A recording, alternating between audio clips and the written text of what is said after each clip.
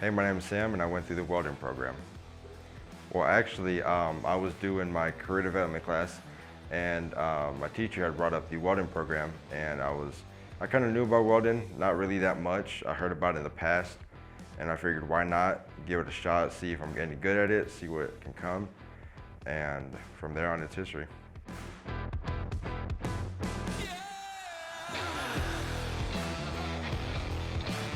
My favorite part was just kind of hard. There's a lot of favorite parts, if I'm being honest. One of my most favorites is just creating new friends, if I'm being honest. Going into this welding program, I was kind of blinded. I had no friends that were in the class with me.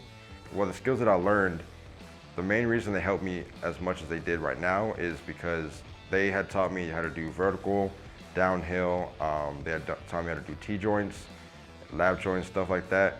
That's all I do in Kubota. I don't do anything else, and if I do anything else that I haven't learned, they will show me. But from the day that I graduated till the day today, I have done every little form of welding that they have taught me.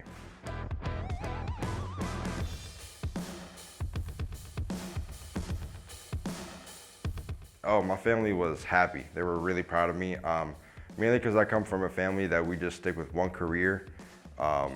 And our whole family does that. When you start this class and you see that you're not welding correctly or you can't fully lay a bead, if you want to call it, you get upset, you get mad. You say, oh, I'm not cut out for this, it's not for me. But just try harder, because I got discouraged a lot when I started to weld.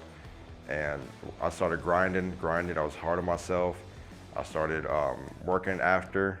I would buy myself a little welder and I started practicing at home, and then I became a pretty good welder, if I do say so myself.